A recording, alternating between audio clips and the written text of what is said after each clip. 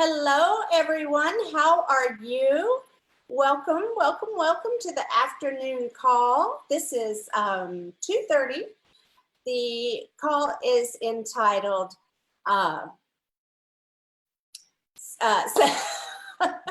you guys, I had it memorized. It was on the tip of my tongue. Self-care through productivity. And our panelist guest presenter is Wendy Malowany. She is an artist, an online business entrepreneur, and a marketing coach. She has many passions in life: art, family, animals, working from home, healthy, environmentally friendly living. She's just a wealth of information, honestly. She's been a professional artist for 30 years and worked from home for almost 20. And I met her a little over 10 years ago, I believe. She teaches and works with people all around the world. So, ladies, without further ado, I want to welcome Wendy Malowany.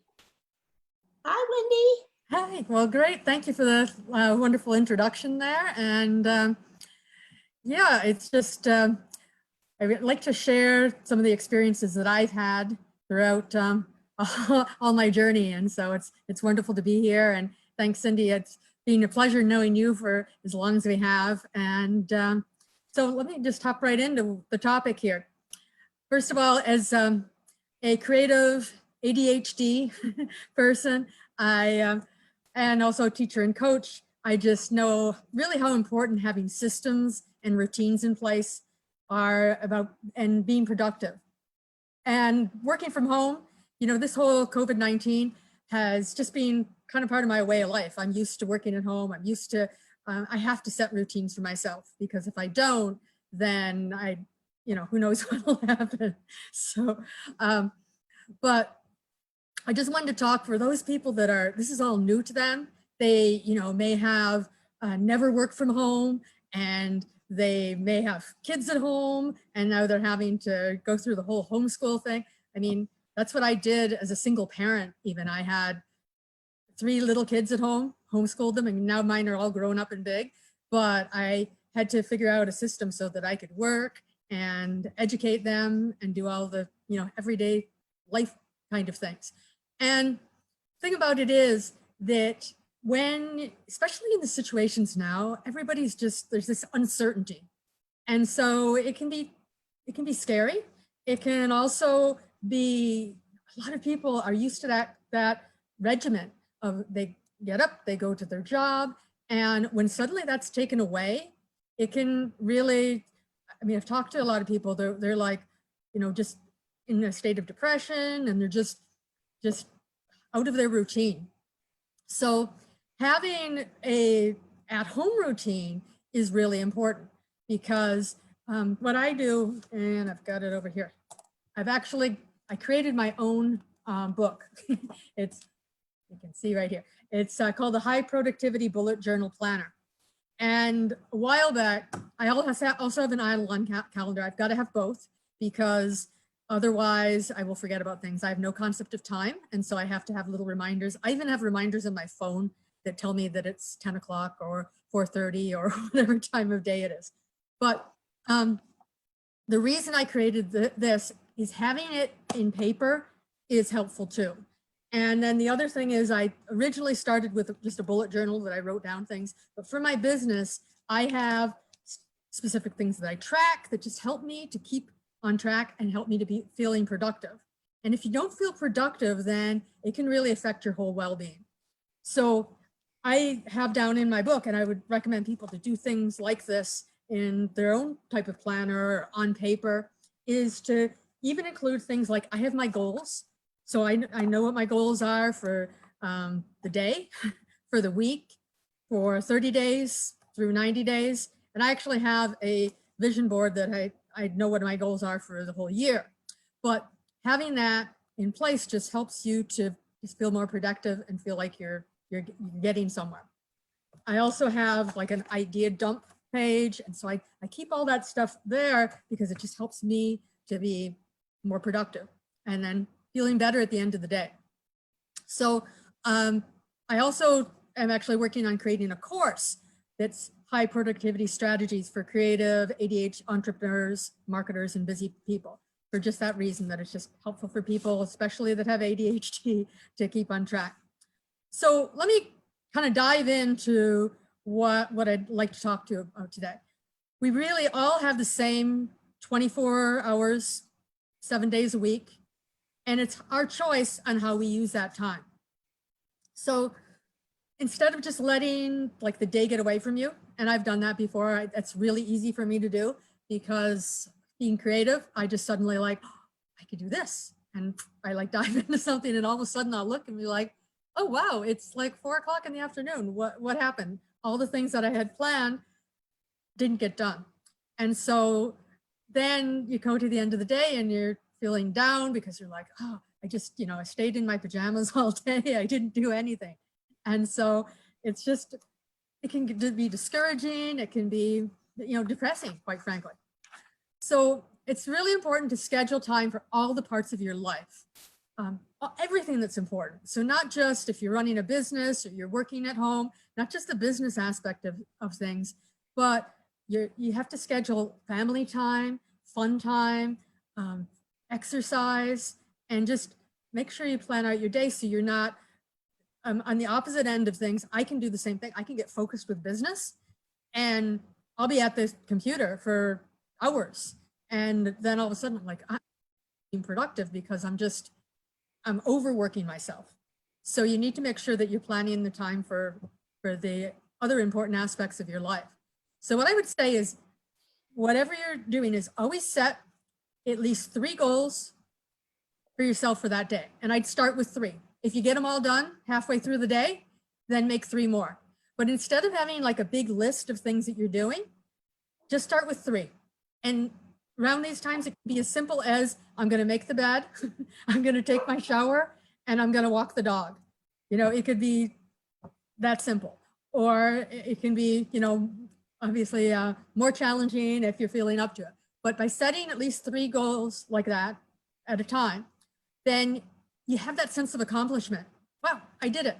So if you have time and you can set another goal, then great. But at least at the end of the day, you can have that sense of accomplishment that I've at least done those 3 things that I set out. And the other thing is to make sure you're scheduling enough time for sleep. That's a really bad one for me because I'm a high energy person and I don't need a lot of sleep. And so, and the other thing that happens is I might have a little downtime, like midday, where I'm suddenly feeling a little bit sleepy. And then all of a sudden I perk back up and then I'm working on things. And all of a sudden I look and it's like midnight and my brain is wired. So I have trouble. I need that wind down time. So you should really schedule that as well. Schedule that time to just look over what you've done that day and what you want to do the next day, and allow some downtime, no screen, nothing. And my dog is barking to get in. Can you take over for just 1 second while I grab her? Yeah. Well, it's funny. I wish I was like Wendy, where I could go all night. You guys, by 9 o'clock, I am done. I'm finished. I'm in bed, checked out. That's it. So Wendy, you can send some of that energy my way, please. Yeah, it's funny because I also get up really early. So I kind of like the Energizer Bunny. I want to know what you eat, so I can eat like Wendy, so I can have that energy. Yeah, and that's part of it too, that I've actually from my early 20s, I've been very into nutrition and health. I essentially healed myself through nutrition when the doctors couldn't figure out what was wrong with me. And oh, wow. So yes, nutrition is a big factor that, you want to make sure that you're eating the right kinds of foods, that you're taking the right supplements and that type of thing as well. So, well, and that's a good tip for improving our productivity, right? Exactly. Yeah. We have an organic garden, and that's part of our diet too, is eating healthy. So yeah, and part of self-care too. If you're not eating well, then you're not going to be productive, and you're also not going to be very healthy. So all of that's important. And The other part that a lot of people don't think of is that, you know, apart from their necessities, to schedule your sleep, schedule your exercise, you need to schedule fun. So, and fun means different things for different people. And right now, during COVID-19, that may be a little bit more challenging, but it's proven that if you include fun, that you're more productive. I mean, they did a study even with employees, and when they scheduled, created a fun atmosphere, that the creativity and commitment and just overall productivity of the business went up dramatically. And so it's important that you schedule that fun time. There's a book, actually, Dave Crenshaw wrote, The Power of Having Fun. And he talks about the importance of discovering your oasis in each of the major factors of your life. So your personal, your family, and at work. And what he means by an oasis is simply the movement of fun into your life. So just having a little break for rejuvenating your psyche and just, you know, helping you to get through the, you know, kind of desert of modern life. And so what he suggests is to schedule little mini breaks. So just, it's to get you up and energized and to do something fun. Now, you could, to me, I don't like games, but a lot of people do. So you could even have just like a little game area for yourself and just play a game or do something that is fun to you. Here, as you can see, I'm in my art studio, so I can take a break and do something creative. And for me, that's fun. Someone just asked, what was the name of the author again? Oh, sure. It is Dave Crenshaw, C-R-E-N-S-H-A-W. Thank you. And it's The Power of Having Fun. Got it. Yeah, so, you know, it's important that you take those little breaks during your day, and it can be something as simple, like I said, everybody has different things that they find fun, but it could be, you know, walking your dog. It could be playing with kids, if you are able to get outside and, you know, throw the Frisbee for the dog, or do something fun with the children, and just, or your spouse or whoever it is, whatever. Maybe you enjoy gardening and you can do, you know, take 30 minutes. I'm just going to plant a few seeds. I'm going to, you know, do some little thing that is fun for you, or you enjoy cooking.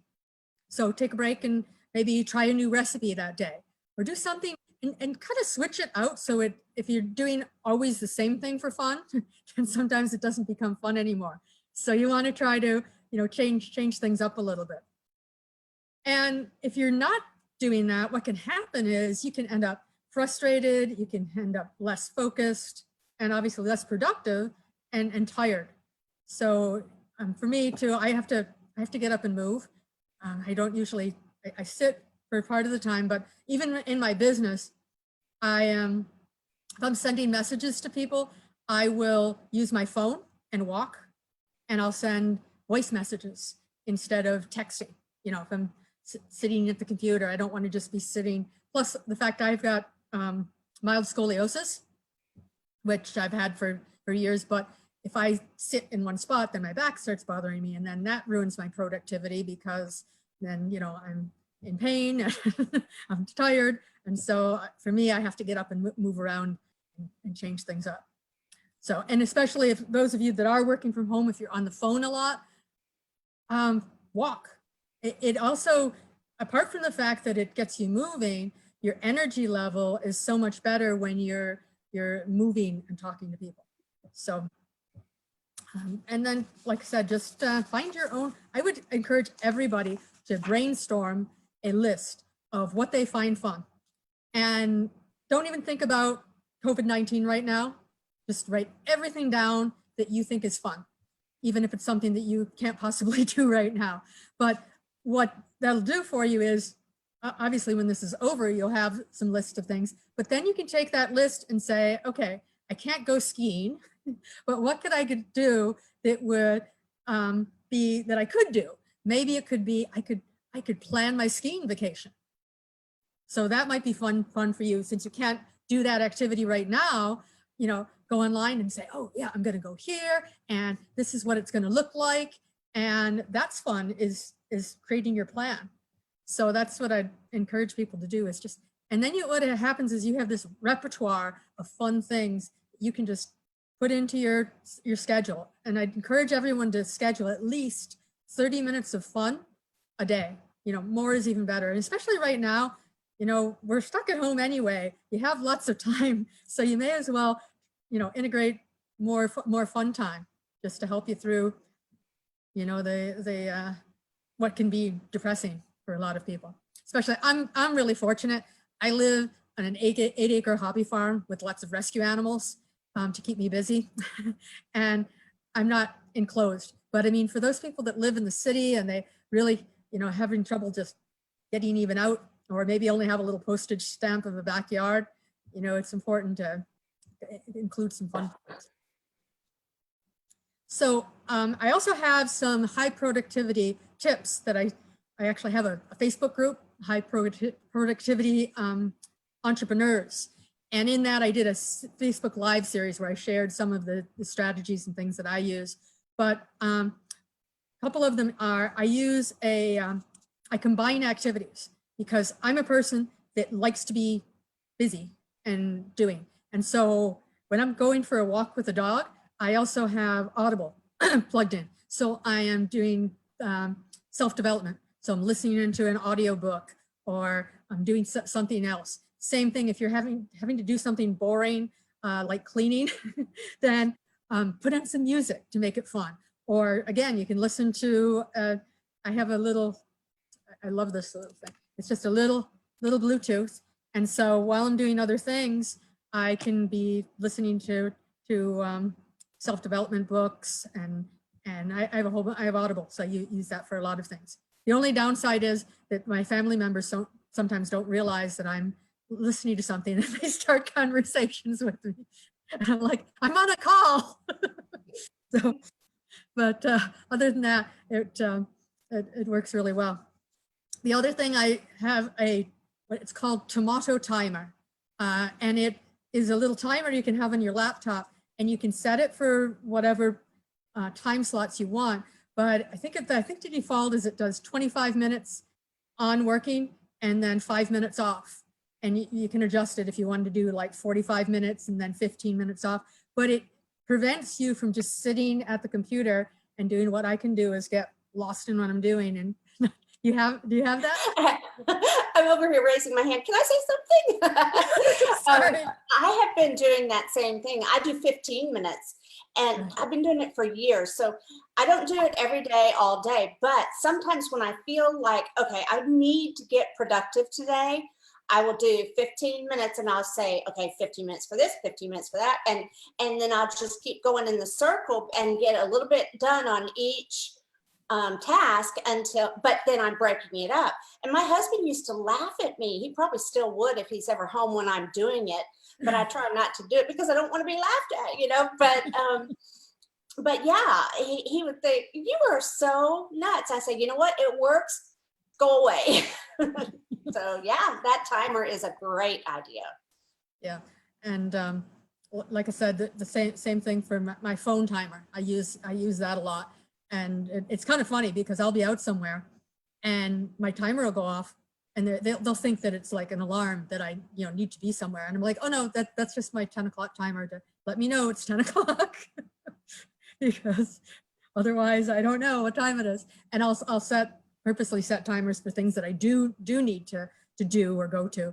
And I'll set even my stopwatch for same thing for like 45 minutes so that I don't go too long on doing something and I remember to take a break.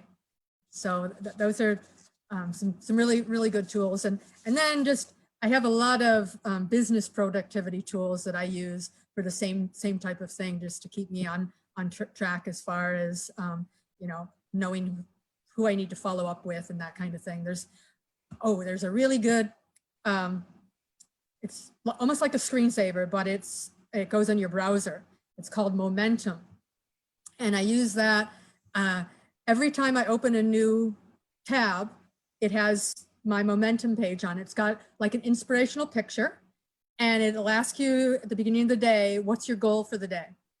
And so it'll remind you. So every time you open a new tab, it's got your goal sitting right there. And then on the other side, it's got a spot where you can put links. So I put all my links that I need with my business on a regular basis. They're all just sitting right there. So I can just click on them and get to that page. And then it has like a to-do list. And I don't use that for everything, but I'll put down like a couple, like I said about the 3 goals, you can put those on there, or, you know, your top 3 things that you want to do right away. And so I love that, because it's a reminder. Every time you open the tab, it's back there in front of you. So, and they always have some little inspirational quote as well. So I love it for that. Keeps you positive. And so yeah, I use a lot of tools like that just to keep me productive and, you know, keep me on task, because, you know, and I'd say always look for something that you can learn too. That keeps you productive, that or something you can improve on. At the end of the day, you know, what I would suggest doing was, first of all, to plan your day the night before. So, you know, when you're ready, you're like, you know what, it's time to shut down. I have like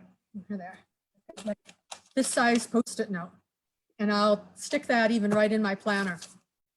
And I'll just jot down, you know, what I want to accomplish the next day. I'll make sure I've got any appointments and that in my calendar, but also just kind of a list. For some reason, writing things down just takes it out of your brain. You're like, okay, I've got this. And then your subconscious isn't thinking, oh, I got to do this tomorrow.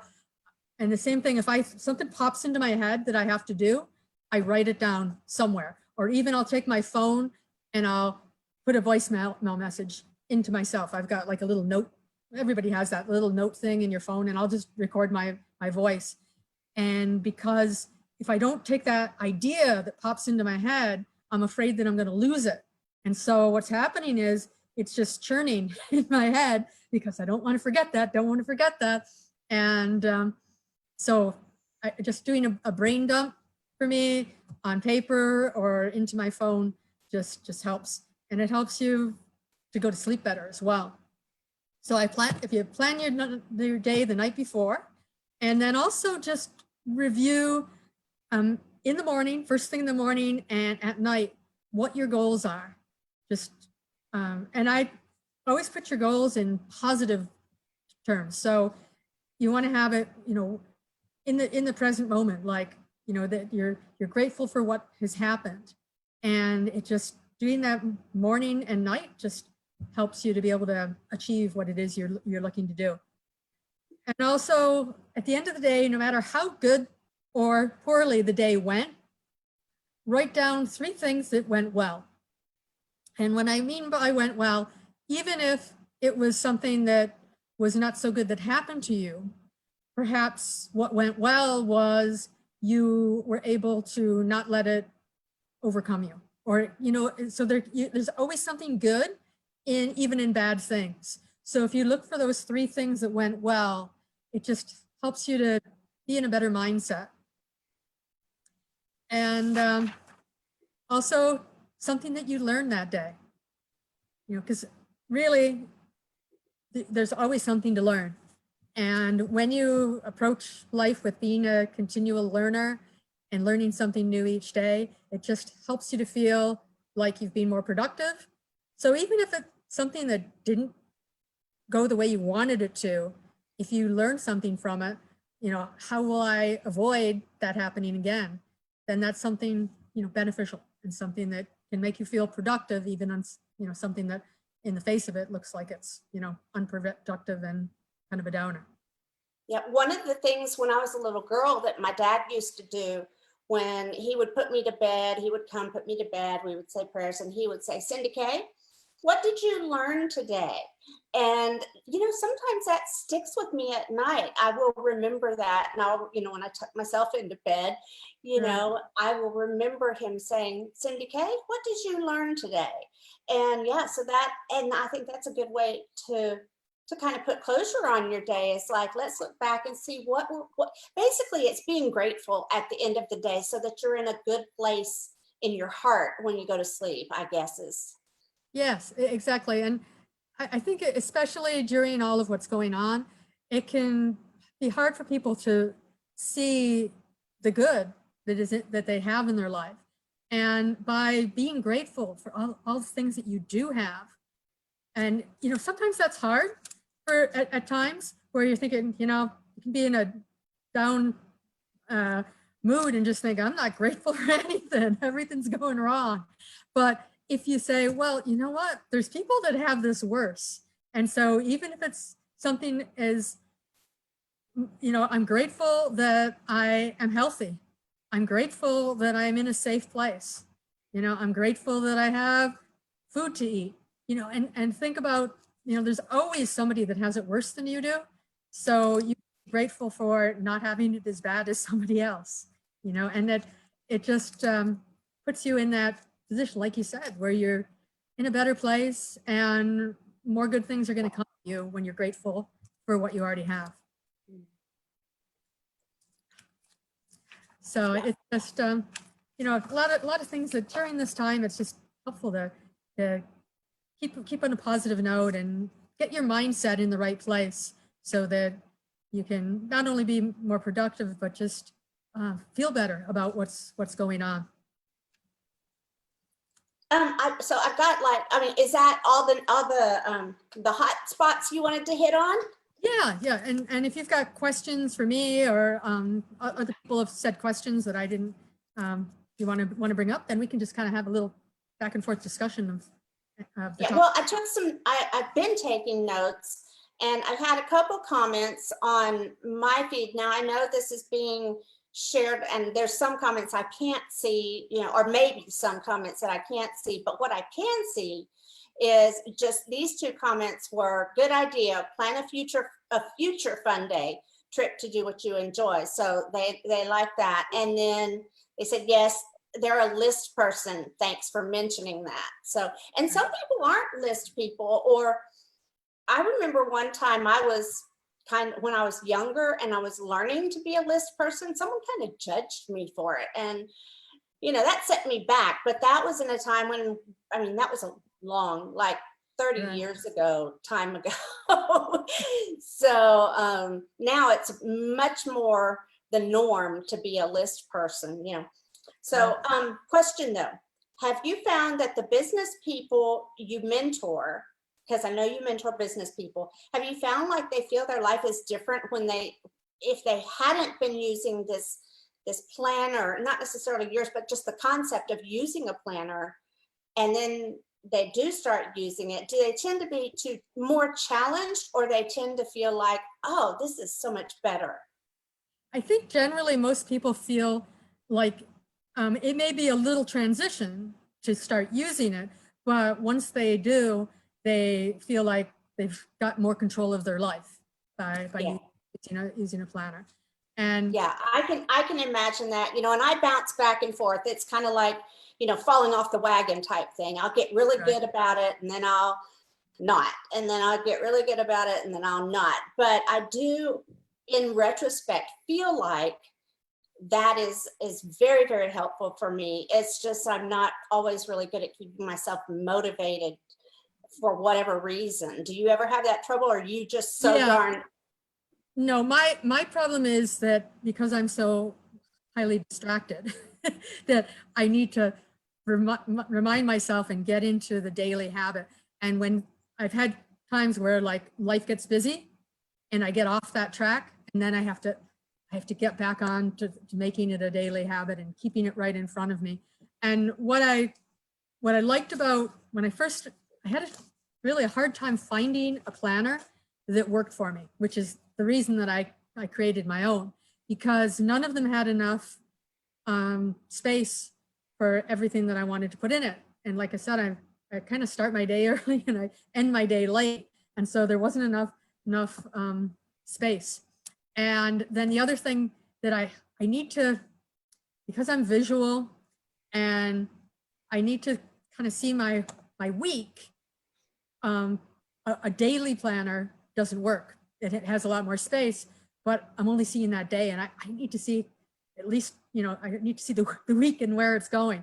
And also so I know what day of the week it is, because I've missed days of the week because of that. So and also having my goal, every day that I'm looking at all my goals. I don't know if I can show you how one page looks, but it's got, grab it. So at the very top of, you can see, I've got a little calendar that shows me the whole month, and then it's got the goals spread out so that I'm looking at that in the whole week. But it might sound kind of redundant having a paper planner and having a computer one, but for me, I need both because the computer one sends me my reminders.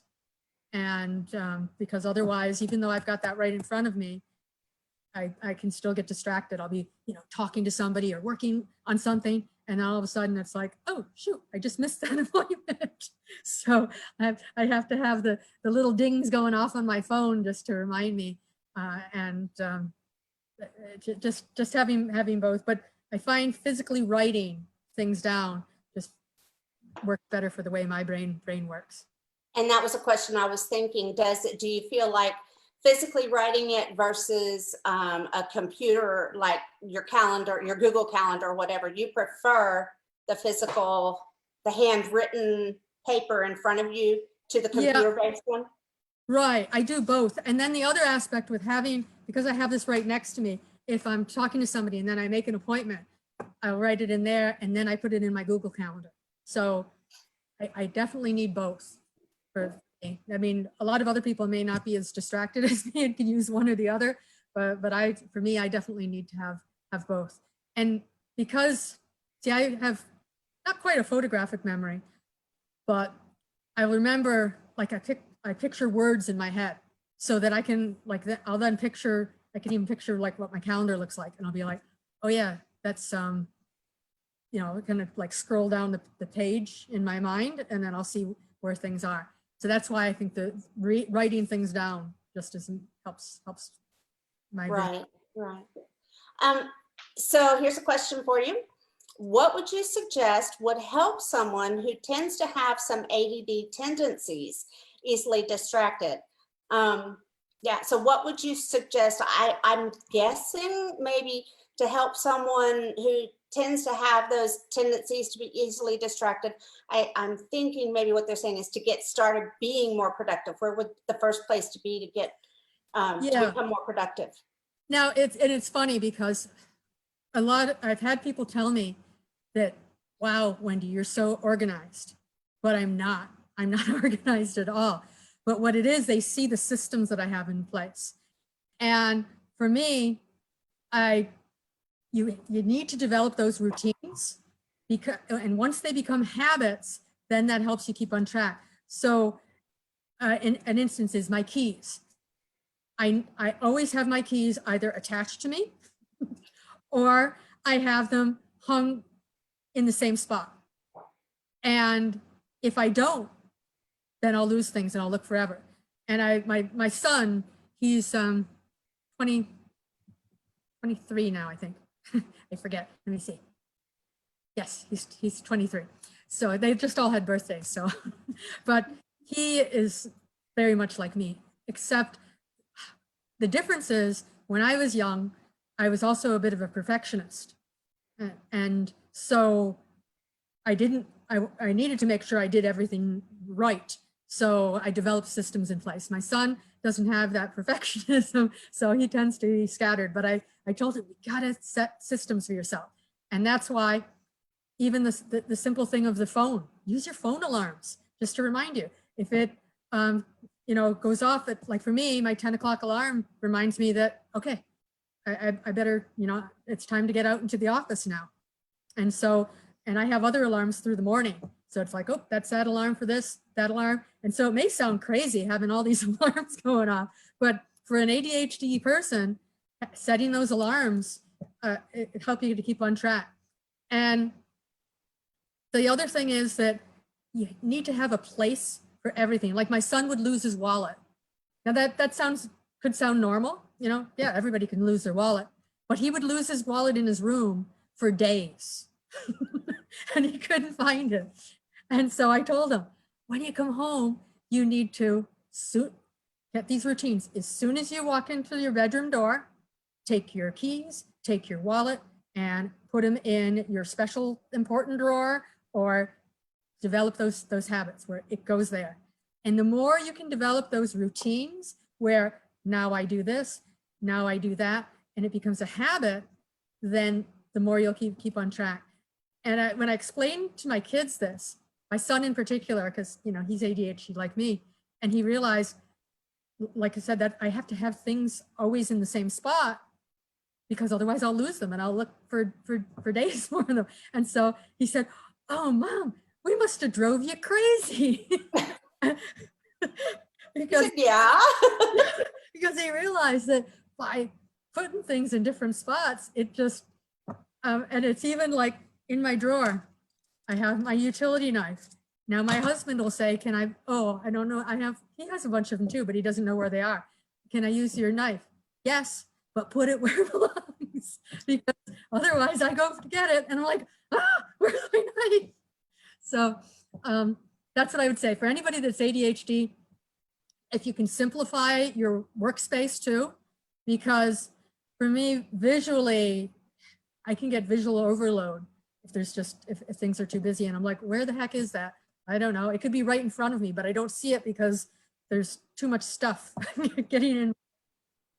So yeah, I get that a lot. I mean, I understand that. right. Okay, so let's see. I had a question that said, "What's on the page inside your planner?" But you showed us that. Was that the whole? I mean, is that how the whole thing is laid out? No, it's all different. Actually, it's got, what I did was, I'll show you a couple of pages. This is like what the day looks like before it's filled out. It's got, I've got a spot even for dinner. So all the day, like Monday through Sunday, I've got a little dinner spot, and I've got a looking ahead notes for the next week. And then I've got these little blocks that can be personalized. I use them for business types of things, like tracking how many calls I made or how many appointments I've set. And the other important part of a bullet journal is, we're up to the beginning, is it's got an index.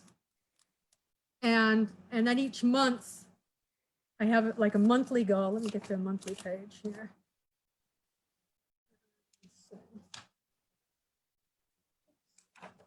Grab a new month. Yes. So a month has like all the numbers, the days of the week, and the letter in front, and then you just jot things down in it. It's got notes down below, and then it's like your monthly goals and things you want to accomplish. So I do that each month, and then I fill in the daily ones. And then I always have in each spot, for each month, I've got my affirmations, successes, gratitude, idea brain dump, and insights, so that I can, fill out those in as I go. And then the index at the beginning, all the pages are numbered. So like I've got bullet journals from that I filled up, and they're all page numbered. So I can say, oh yeah, I had a really good idea last year. So I can look in my index and I'll say, okay, those are all my brain dump pages. Let me flip through the brain dump pages. Oh yeah, that was that idea I thought of. So I have, and then the other aspect that I can track is like, if you use mileage for driving, you can have down like where you went, what you did, and then it's all indexed at the beginning, so you can easily find it and record it. So that's why I do the paper version too, because I can look back and say, okay, I had a really great month in February. What was I doing? And I can look and I can see what I was doing. So that's important. Why I kind of designed it the way I did for me. Does it have a section in there at the end of the month where, is that what you were doing, saying you were going back and reviewing, basically what you achieved for the month? Is that what that? Yeah, what I do is I flip what the idea with the bullet journal, anything that you don't do, you move. You put like a little arrow. I have actually a symbol. I'll show you at the beginning of it. There's a little key. See the little key right there? Mm-hmm. Whenever I put anything in, a note, I put a little dash that's just a note to myself. A event is a little circle. A task is a little dot. An X means that I completed it. A forward arrow means that it got moved. Like in other words, say I have an appointment with somebody. That happened today. I had an appointment with somebody and she was like, "Oh, I'm so sorry, Wendy. I have to reschedule. Can we do move it to Monday. No problem. I put a little arrow so I know that I moved it, and then I put it wherever it was. That's awesome. The arrow, so that you know that you moved it. Because how many times if I just crossed through an appointment because it got canceled, even if it got rescheduled, I'd cross through it. But putting the arrow says, oh, well, I didn't do it, but we moved it forward, instead of just thinking that it fell off the radar. Yeah, and then if you schedule something to your future log, because I have a future log at the beginning, which has all the months. So say, okay, you're going to reschedule something, but you don't know what date you're scheduling it. So an example would be, say you had, like right now with COVID-19, people might have had a actual physical event but they don't know when it's going to happen. So you just put it back to your future log that will be in the months that you figure it is probably going to be rescheduled. And so, bump it to say May or June. And then when that month starts, you look at your future log and see everything you need to pop into your monthly plan. And you're like, okay, yeah, I got that event, and you put it in there. And then if it doesn't happen again, you can always bump it back to your future log, so you don't lose track of things. Yeah, that sounds like a really good approach. Okay.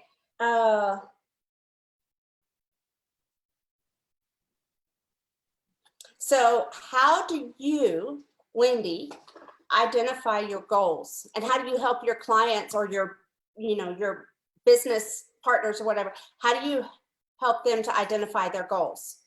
Well, one of the things I look at, I guess there's two approaches to that. First of all, I planned out my whole year, actually.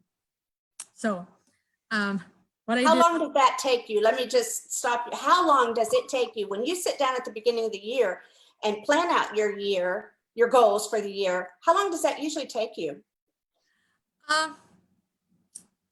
Not too long the way I work it out. I think about what I want to have, especially January. Good time to think about it, because you look at December just ended and you reflect on, did you do all the things that you wanted to, and what are things looking like in December? And so then you just picture, okay, a year from now, what do I want my life to look like next December? And so then I work backwards, like reverse engineer. So if, it's an income goal, or it's if you're in a business and there's some type of, rank advancement or something like that, you put down, okay, that's what I want to see happen. So to get that happening, if you're in a business, if you've got a team that you're building, how many, team members do I need? How much, what does that look like? What do I need to get to there? And then you work back and take a look at, okay, the halfway point, in mid through the year, what would have to happen then? And I just kind of keep work backing month by month. So I have a plan on what I need to accomplish each month to get to the end goal. And actually, I can grab my board. I won't be able to see all of it, but I'm going to be making this bigger on the wall. But I created this board that has down, just write it in pencil, but I've got all the months. And I started at what I want to have happen in December and work my way back. Now, what I'm going to be doing, because this just doesn't have enough room on it, I have a wall, and I'm going to be, actually, that's my plan for this weekend, is to break it apart so it's bigger. And another thing that's useful is little Post-it notes. So you can have, either in the case if you have a team, you can have the team names of like, okay, this person, I'm going to help that person reach what their goal is. And then you move them over each month, that you get them over to reaching their goals, especially in a business where you've got a team and your goals are dependent on helping other people. Then you have both, you have their goals too. So that's how I work it, is just reverse engineer, starting at the end and working out what I need to do each month to get there. and then you can adjust it. You know, your goals can be changing. So in other words, you look and you're like, wow, I'm achieving my goal a lot quicker. Then you just change the ending goals. Or if you hit a snag and something slowed yourself down, then you just readjust. So. And my next question was, how do you react when you miss a goal? I am bad with that because I tend to be a bit of a perfectionist. In fact, it was funny. I was saying to my daughter something about, yeah, when I was little, I used to be a real perfectionist. And she looked at me and she said, used to? This is my 17-year-old, you know? So yeah, I don't like it when I don't meet my goals. But I have gotten better at just saying, okay, I haven't missed my goal. I've just miscalculated the timing.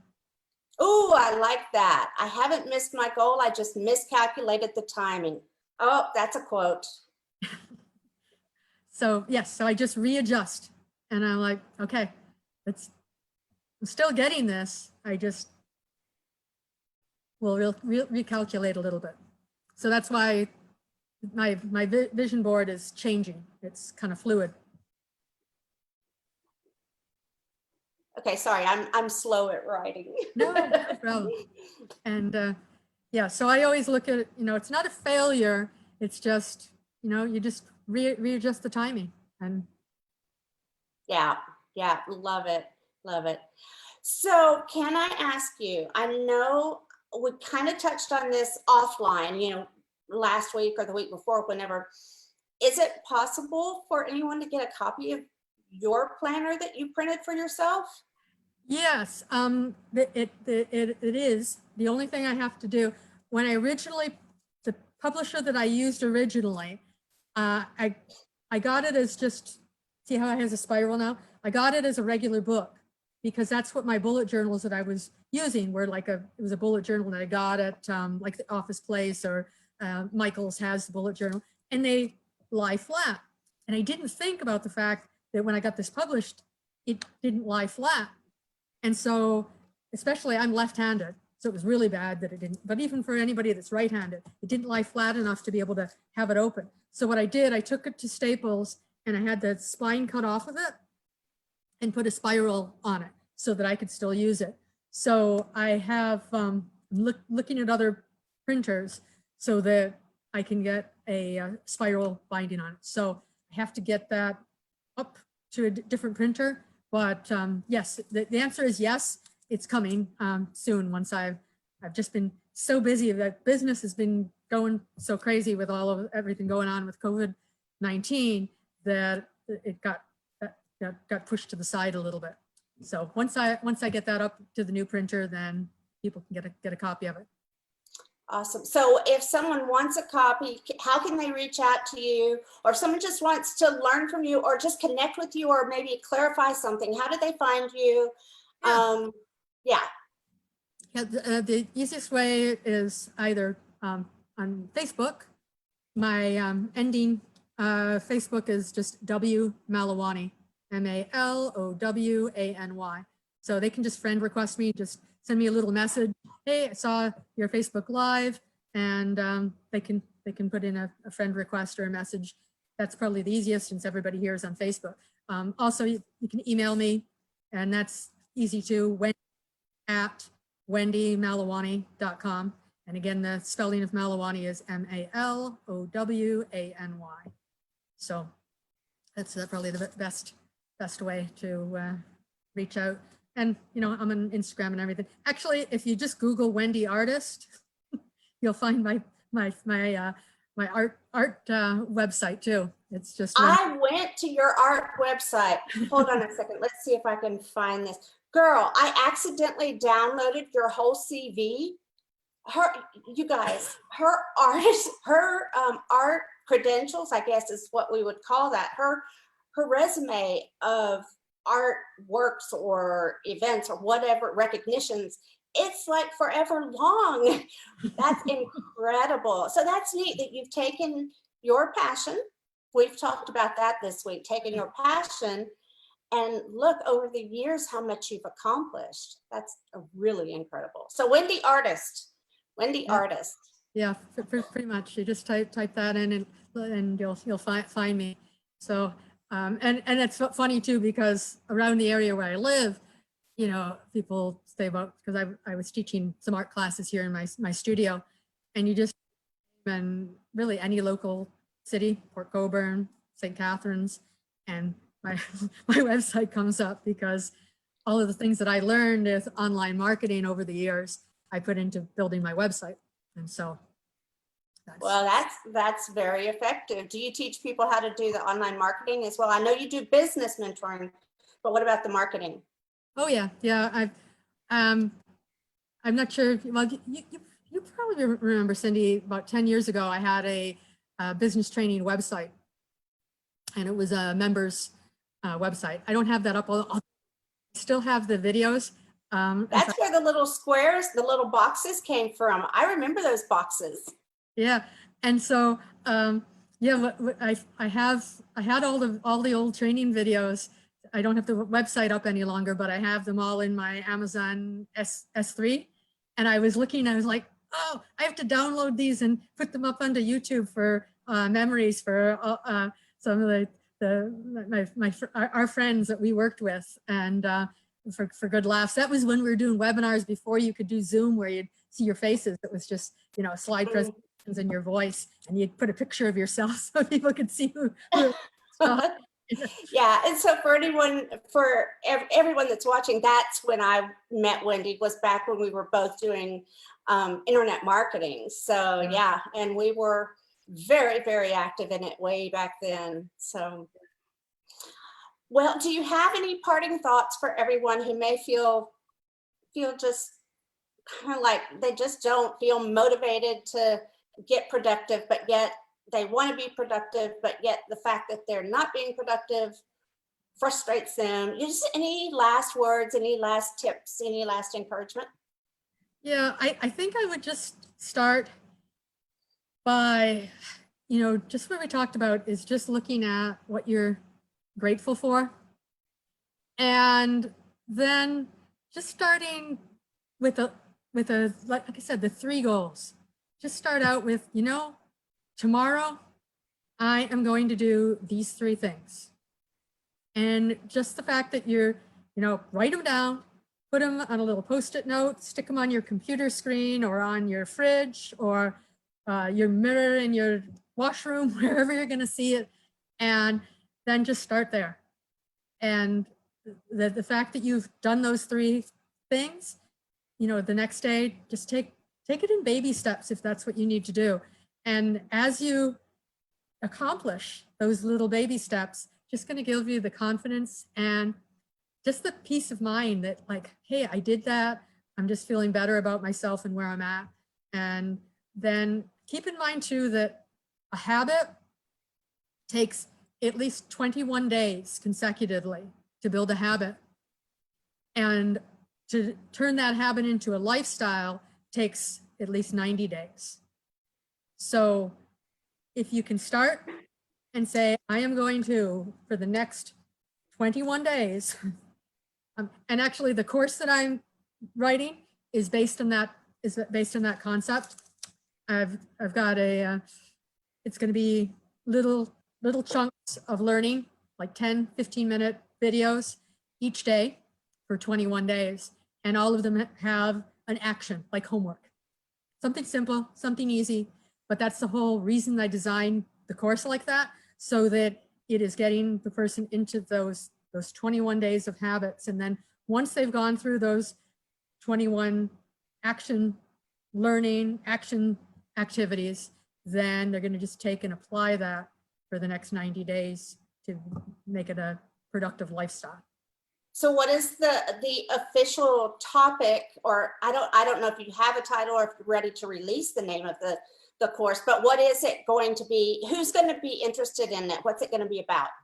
It's going to be a high productivity for ADHD, creative, entrepreneurs, marketers, or just busy people. Gotcha. Okay, so all of us. So, and if we reach out to, do you have a page where we can, sign up to be notified yet, or no? Yeah, I actually have a Facebook group that I created, High Productivity Entrepreneurs. So that's the best way if anybody requests to join that group. That's where I'm going to be releasing. And I'm actually going to be, as I do the course, I'm going to be asking for anybody that would like to get a preview of the course and can actually get a copy for free so that I have testimonials. So if anybody's interested in just, and it's going to help me to just better create the course. So in other words, those will be my guinea pigs per se to test it out and say, oh, I really like this, Wendy, but it'd be better if you did a little bit more of this, or just so I can get some feedback of what's helpful and what could make it even better. So yeah, I would love to be a part of that group. Not necessarily, I mean, I would love to be a part of helping you if you need it, but more than anything, I'd love to be a part of, like if you did a challenge with it or something, I may not make it all 21 days, but by golly, I'll give it a good old college try. right. Yeah. And that's why I'm breaking it down to simple things. So it's not like, especially before I had the whole plan for the course before all of this happened with COVID-19. And the idea is people are busy, and so you want to make it something that can be fit in and doable. But the action part is important because you need to take what you're learning and put it into action right away for it to be applicable. Yeah. Well, you've got 3 people already. 2 more people have commented. One said, sign me up, and one said, I'm in too. So there you go. All right. Yeah. So they can just either, if you go into Facebook and just type in High Productivity Entrepreneurs, you should find it. But if you have trouble, just like I said, friend me or and send me a message, and I can send you the direct link into it and add you. Awesome. Well, thank you. Thank you. Thank you. Uh-oh. Sorry, did you hear that? Well, I want to thank you so much for, I mean, I know you're super busy right now. I mean, I've seen it. I've talked to you. So I'll let you get back to your things, but thank you so much for bringing this to us today and for being Wendy, thank you so much, and have a great afternoon, and I will see you soon. Yes, likewise, Cindy. And yeah, thanks for inviting me. And I was happy to share some of the things that I've learned, and look forward to seeing everybody around on Facebook. So. All right, sounds good. Okay, see you soon. Okay, have a good night. Bye-bye. You too, bye-bye.